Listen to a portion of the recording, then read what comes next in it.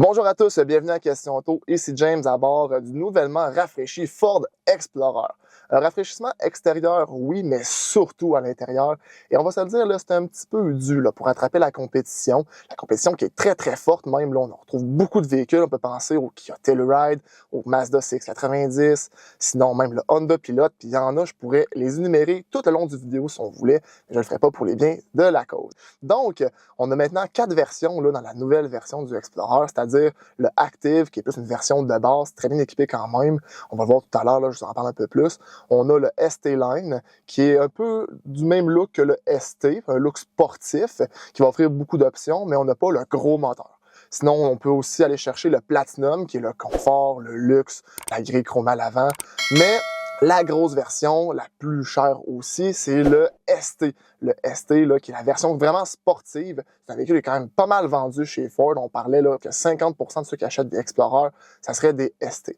Donc, commençant par l'extérieur, moi, je le trouve super beau. C'est un véhicule qui paraît très bien à la base. À l'avant, on parle de Ford DEL de série. Une calandre qui est plus large, qui est noire pour ce qui est des ST et ST Line. On trouve un mix de noir et de chrome avec différents motifs à l'intérieur pour ce qui est du Platinum. Donc, un devant qui a du guts, qui est méchant, moi j'aime bien, qui reflète le look sportif quand même du véhicule. On a des roues de 18 à 21 pouces qui ajoutent un style encore plus à ce véhicule-là. C'est sûr que le 21 pouces, ça coûte un peu plus cher de pneus, mais le look est vraiment superbe. C'est 4 nouvelles jantes aussi, des designs de jantes qu'on apporte pour le rafraîchissement. À l'arrière, c'est des Ford DL aussi qui ont été redessinés. On voit qu'ils s'allongent vers le centre du haillon. C'est pas encore une barre DL de bout en bout, mais je pense qu'on s'y approche tranquillement, pas vite. Là, où est-ce que le plus de changements, par exemple, c'est vraiment à l'intérieur. Premièrement, là, on a le 12.3 pouces d'instrument devant nous digital et le 13.2 pouces LCD de multimédia. Un multimédia là, qui vient avec Apple CarPlay et Android Auto sans fil. On peut faire une multitude de choses avec ce multimédia-là. C'est intégré Google. On peut aller sur YouTube, jouer à des jeux. Il y a même une version de Asphalt Nitro 2 qui est exclusive à Ford. Pourquoi pas jouer à des jeux dans le temps qu'on a la petite famille, par exemple, avant d'aller au chalet. On peut demander aussi à Google de faire des actions. Je le ferai pas parce qu'il va m'interrompre au courant du vidéo. Mais si on veut, par exemple, qu'il monte en température, ben c'est possible. Il y a plein d'autres actions qu'on peut lui demander. Ça, j'adore. C'est vraiment cool. Tout ça agrémenté là, par un système audio B&O qui est 14 haut-parleurs. Ça sonne quand même bien. La version de base, je l'ai pas entendue, mais moi, c'est le système de son que j'irais chercher là, si j'étais vous. Sinon, le tableau de bord, en fait, c'est pas compliqué. Là. Tout a été repoussé vers l'avant pour avoir plus d'espace. Plus d'espace pour le conducteur, pour le passager, mais aussi de rangement. Il y a aussi l'ajout d'un chargeur QI. Attention, c'est pas toutes les versions qui veulent l'avoir. Ça tient bien le téléphone, c'est en caoutchouc. Il y a même un autre espace pour un autre téléphone. Par exemple, cet espace-là ne charge pas. Les sièges sont confortables, évidemment, dans les versions les plus huppées. On va avoir des sièges qui sont massants et ventilés.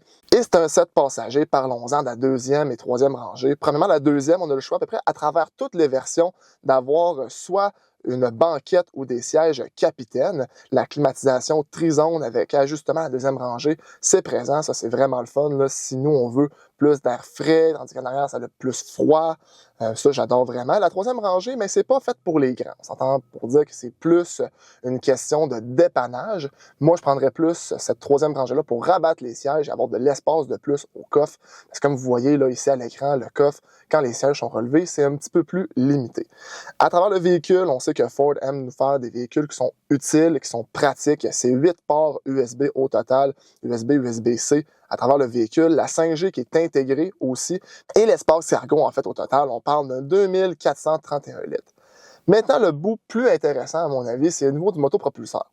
Pas grand changement pour les moteurs, c'est encore le 2.3 et le 3 litres biturbo. Commençant par le 2.3, c'est 300 chevaux à 5500 RPM et 310 livres-pieds de couple. C'est un moteur qui livre quand même bien. C'est sûr, c'est pas le plus puissant des deux, mais la 10 vitesses dans les deux cas a été reprogrammée pour être plus douce. Donc, un véhicule familial, un 2.3, je pense que ça fait quand même le travail. Par exemple, le bonus, il est quand même intéressant parce que si on voit avec le 3 litres biturbo qui est disponible avec le Platinum ou encore le ST, on parle d'un 400 chevaux à 5500 RPM et 415 livres-pieds de couple. Une autre affaire aussi, là, c'est que peu importe au Canada, c'est un 4 roues motrices. On peut l'avoir en propulsion aux États-Unis, mais ici au Canada, pour notre climat, ça c'est un gros pouce en l'air, c'est seulement traction intégrale. Le comportement routier maintenant, on l'a essayé, un petit peu en route, ça s'appelle ça du en route léger, là. Ça se comporte bien, c'est confortable, c'est sûr que la version ST, c'est un petit peu plus ferme. Moi, personnellement, j'aurais qu'une version Platinum, là, si j'avais à choisir pour ce qui est du confort de roulement. Il y a beaucoup de modes, par exemple. On aurait pu enlever quelques modes, en faire un vraiment efficace un peu pour entre guillemets tout, et moins de confusion en fait à cet effet-là. Pour ce qui est entré à la sécurité, le Ford Copilot Assist Plus en option, donc beaucoup de systèmes de sécurité, moi j'aime bien. Et une autre chose de disponible dans ce véhicule-ci, c'est le Blue Cruise. Le Blue Cruise qui en fait, là, c'est pas compliqué, c'est un système de cartographie d'autoroute qui rend disponible un système de conduite autonome. Donc on lâche le volant, il s'ajuste, on peut même mettre le clignotant, il va se tasser tout seul si c'est possible. On l'avait essayé avec Lincoln, je vous invite à aller voir la vidéo là, ici en haut. Je trouve ça un peu dommage par exemple que ce soit avec un système de cartographie, j'aurais aimé là, qu'on puisse le prendre peu importe où il y a des lignes, mais à défaut de ne pas être disponible partout dans les régions par exemple, c'est un système qui marche vraiment bien. Pour ce qui est du remorquage, on peut remorquer jusqu'à 5000 livres. Encore une fois, je vous rappelle, le mieux, c'est d'avoir une remorque avec des freins et de ne pas accéder à la limite que le véhicule peut remorquer. Oui, il est marqué 5000 livres, mais c'est pas parce que c'est 5000 qu'on doit aller l'atteindre. La consommation maintenant, c'est annoncé pour le 2.3 litres, 11.9 litres au 100 en ville, 8.7 sur l'autoroute et 10.4 combiné. Maintenant, pour le 3 litres, c'est 13 litres au 100 en ville. Évidemment, c'est plus 9.3 sur l'autoroute et 11.3 combiné. Encore une fois, je pense pas que c'est nécessaire d'avoir le 3 litres biturbo. C'est plus un bonus si vous avez les poches assez profondes pour aller vous le chercher. Et voilà, c'est dit. Mais parlant des prix maintenant, en de poches profondes. Donc, comme je disais, 4 versions. Une version active de base, 52 830 au PDSF. Mais attention, c'est 1175 par mois sur 60 mois à 5,99 % d'intérêt. On arrive au final à 70 000 $. C'est pas rien quand même. Je sais que le véhicule est bien équipé, même de base, mais c'est quelque chose à prendre en compte quand même. Si on y va avec une version ST qui est full équipée, on parle d'un 71 430 au PDSF, incluant la livraison. Encore une fois, c'est 1588 $ sur 60 mois à 5,99 % d'intérêt. Même chose que le dernier. 95 280 $. On frôle quasiment le 100 000 $ avec un Ford Explorer ST. Si le but, c'est d'avoir un véhicule qui va avoir un comportement plus sportif, parce que c'est ce que Ford se démarque avec le Explorer versus la compétition, c'est pas le hors-route en tant que tel, c'est vraiment le côté sport. Mais moi, j'irais peut-être chercher un ST Line, donc 2.3 litres EcoBoost, et on peut avoir accès à beaucoup d'options, dont le Blue Cruise qui est disponible aussi avec le ST, dont les sièges capitaines, dont la banquette ou peu importe. Donc, beaucoup d'options à aller chercher avec le ST-Line aussi. Et le prix, je pense que c'est l'entre-deux pas mal. Dans les plus et les moins maintenant, commençant parce que j'aime un petit peu moins, on peut pas avoir le V6 autrement que dans le ST ou avec le Ultimate Package du Platinum. La place à troisième rangée, c'est limité. Sinon, je vous l'ai dit, il y a un petit peu trop de modes puis pas assez de changements entre chaque mode. Dans les points positifs maintenant, l'équipement de base est ultra intéressant. En même temps, pour 70 000 $, je m'attends pas mal à avoir de l'équipement. Le Blue Cruise, c'est vraiment bien fait. La puissance qu'on va avoir avec le 3 litres biturbo, ça c'est un gros pouce en l'air. Quand on veut se démarquer pour avoir un véhicule qui est sport, on a un moteur qui pousse aussi. La banquette ou les sièges capitaines au choix sur toutes les versions, sauf le V6 Platinum. Ça, c'est à noter, là, on n'a pas le choix d'avoir les sièges capitaines vu que c'est l'ensemble Ultimate. Beaucoup de choix à travers les versions quand même. On peut aller chercher pas mal tout ce qu'on veut à travers peu importe quel modèle, à part le moteur.